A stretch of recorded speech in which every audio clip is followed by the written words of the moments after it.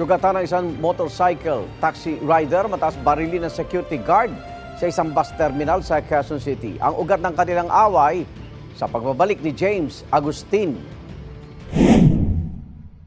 Kuha ang tagpong ito sa likurang bahagi ng isang bus terminal sa Cubao, Quezon City kahapon. Makikita na pumarada ang isang lalaking motorcycle taxi rider. Pagbaba niya agad siyang nilapitan ng security guard ng bus terminal. Nagsuot ng kapote ang rider. Maya-maya pa pinagsusuntok na ng rider ng security guard. Napatras sa mga pasahero. Ang security guard na tumba sa kalsada. Hindi na nakuna ng mga sumunod na pangyayari pero binaril daw ng security guard ang rider ayon sa pulisya. Meron tayong police assistant desk sa bawat bus terminal, no?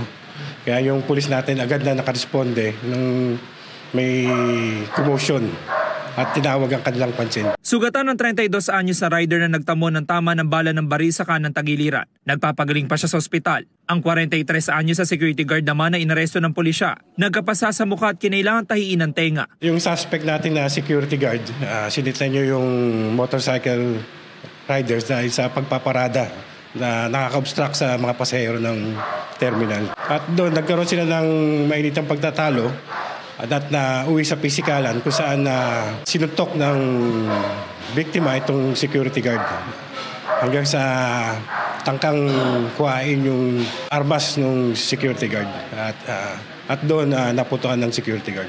Nakuha ang baril na ginamit ng security guard. Isinailalim din siya sa paraffin test. Sa ngayon sir, wala muna akong masabi sir .